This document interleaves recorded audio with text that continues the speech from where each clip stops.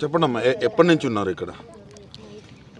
నిన్న night nearly 9 o'clock నుంచి start చేస్తే టిల్ నౌ ఇట్స్ 7 అవుతుంది కావచ్చు. ఈ టైం వరకు మేము ఇక్కడే కూర్చున్నాం. ఎందుకు అసలు మీ సమస్య ఏంటి? ప్రాబ్లం ఏంటంటే యాక్చువల్గా నిన్న ఒక అమ్మాయి అంటే మా ఫ్రెండ్ వాళ్ళ పేరెంట్ వచ్చారు. సో పేరెంట్ వస్తే పేరెంట్ని హాస్టల్లోకి అలౌ చేయలేదు. అంటే వాళ్ళకి రూల్స్లో లేదంట పేరెంట్స్ని అలౌ చేయాలని. సో ప్రతి ఒక్క హాస్టల్లో ఖచ్చితంగా ఒక పేరెంట్కి ఒక అకామిడేషన్ అనేది, గెస్ట్ వచ్చినప్పుడు ఒక అకామిడేషన్ అనేది ఉండాలి. సో అది ప్రాపర్గా లేదు. అంతేకాకుండా వాళ్ళ రెస్పాన్స్ ప్రాపర్గా లేదు. మేము కాల్ చేసినా రెస్పాండ్ అవ్వకపోవడం, ర్యాష్గా మాట్లాడడం, ఇవన్నీ ఇగ్నోరెన్సెస్ మానవత్వంతో కూడా లోపల లేదు. హ్యూమానిటీ లేదు. అందుకే మేము వచ్చి కూర్చున్నది. ఎటువంటి హ్యూమానిటీ లేదు. నిన్న నైట్ నుంచి వచ్చి కూర్చున్నా ఇప్పటి వరకు కూడా ఎవరు రాలేదంటే వాట్స్ ద కండిషన్ అనేది మనకి ఈజీగా అర్థమవుతుంది. అసలు ఏంటి అసలు వాళ్ళు రావడం వల్ల ఏమైనా ప్రాబ్లం అవుతుందా అధికారులకి? ఇప్పుడు మీ పేరెంట్స్ వచ్చి అక్కడ ఉండడం వల్ల ఏమైనా ప్రాబ్లం అవుతుందా అంటున్నాం మిగతా విద్యార్థులకి.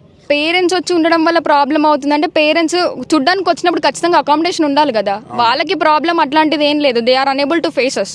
అంతే. ఇక్కడికి వచ్చి మేము క్వశ్చన్స్ అడుగుతామని వాళ్ళు రావట్లేదు. అంతే, రావట్లేదు. అంటే కనీసం అంటే పేరెంట్స్ రానేప్పుడు వాళ్ళు ఒక స్ట్రిక్ట్ గా రూల్స్ పాటిస్తున్నారు. కానీ మీకు ఫుడ్ విషయం కావచ్చు అవన్నీ ఏమైనా ప్రాపర్ గా పెడతారా ఇక్కడ? ప్రతిదీ ప్రాబ్లం ఉంది. అంటే ఈ ప్రాబ్లంతో పాటు చాలా ప్రాబ్లమ్స్ ఉన్నాయి. ఫుడ్ ప్రాపర్గా ఉండదు. వచ్చేటప్పుడు పోయేటప్పుడు స్ట్రీట్ లైట్స్ చాలా సార్లు కంప్లైంట్ చేసినా కానీ ఉండవు. అంతేకాకుండా బేసిక్ అకామిడేషన్ ఫెసిలిటీస్ కూడా మాకు హాస్టల్స్లో లేవు. అంతే. ఫస్ట్ ప్రాపర్ రెస్పాన్స్ ఉంటుంది. మేము ఏ ప్రాబ్లం రీప్రజెంట్ చేసినా డైరెక్టర్ మేడంకి కానీ, మేడం పేరు కళ్యాణ్ లక్ష్మి మేడం గారు, ఆ మేడం జస్ట్ రీప్రజెంటేషన్ తీసుకుంటారే తప్ప దానికి ఎటువంటి సొల్యూషన్ కానీ ఒక రిజల్ట్ కానీ ఉండదు. ఆడపిల్లలు నైట్ మొత్తం ఇక్కడ కూర్చున్నా కూడా పట్టించుకోకపోవడం కారణాలు ఏంటి? ఇంకా అది వాళ్ళకి తెలిసి ఉండాలి. పట్టించుకోకపోవడానికి కారణం ఏంటంటే నైట్ అంతా మేము కూర్చున్నా కానీ వాళ్ళు ఎటువంటి కన్సర్న్ చూపినప్పుడు మేము మా డిమాండ్స్ కోసం మేము ఫైట్ చేస్తాం. ఇదో ఈ రోజు అనే కాదు, ఎన్ని రోజులైనా సరే వాళ్ళు వచ్చే వరకు మాత్రం మేము లేవ్వము.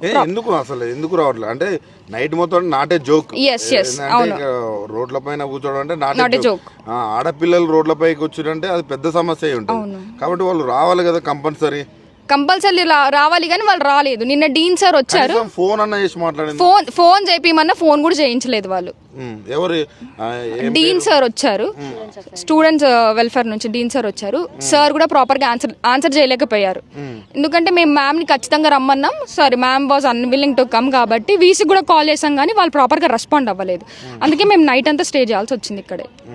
ఎంతసేపు ఉంటారు ఇక్కడ? ఇంకా వాళ్ళకి వచ్చి ప్రాపర్ రెస్పాన్స్ ఇచ్చి ఒక రిప్రజెంటేషన్ ఇచ్చి డైరెక్టర్ మేడం సస్పెండ్ అవ్వడమా, తను రిజైన్ చేయడమా అనేది మాకు ఒక క్లారిటీ ఇచ్చిన తర్వాతనే లేస్తాము. ఎందుకు రిజైన్ దాకా అంటే ప్రాపర్ గా ఇప్పుడు డైరెక్టర్ మేడం అపాయింట్ అయింది మా కోసం, స్టూడెంట్స్ కోసం. స్టూడెంట్స్ వెల్ఫేర్, స్టూడెంట్స్ ప్రాబ్లమ్స్ పట్టించుకున్నప్పుడు ఆ పొజిషన్ తనకెందుకు? తనుండి మాకేంటి? ఇంకా డైరెక్టర్ అనే పొజిషన్ ఎందుకు? మా ప్రాబ్లమ్స్ పట్టించుకున్నప్పుడు అలాంటి పొజిషన్ వద్దు. తెలంగాణలో టాప్ మోస్ట్ యూనివర్సిటీ. ఈ యూనివర్సిటీలో ఇట్లాంటి పరిస్థితులు వస్తాయని ఎప్పుడన్నా మీరు ఊహించారా? అది బయటికి చెప్పుకోవడానికి ఇట్లా పరిస్థితులు ఉండవు కానీ లోపల అంటే ప్రతి ఒక్కరికి స్టే చేసే వాళ్ళు, ఇక్కడ ఉండే వాళ్ళకి మాత్రమే ప్రాబ్లమ్స్ అన్ని తెలుస్తున్నాయి అన్నమాట. బాధ అనిపిస్తలే? ఒక టాప్ యూనివర్సిటీలో చదువుకుందామని వచ్చినాం కానీ రోడ్ల మీద కూర్చోవాల్సిన పరిస్థితి వచ్చిందని బాధ. ఇంకా 1 week లో మాకు సెమిస్టర్ ఉంది. కాకపోతే ఇంకా పరిస్థితులు అలా ఉన్నాయి కాబట్టి తప్పదు. మార్పు కోసం కూర్చోవాలి.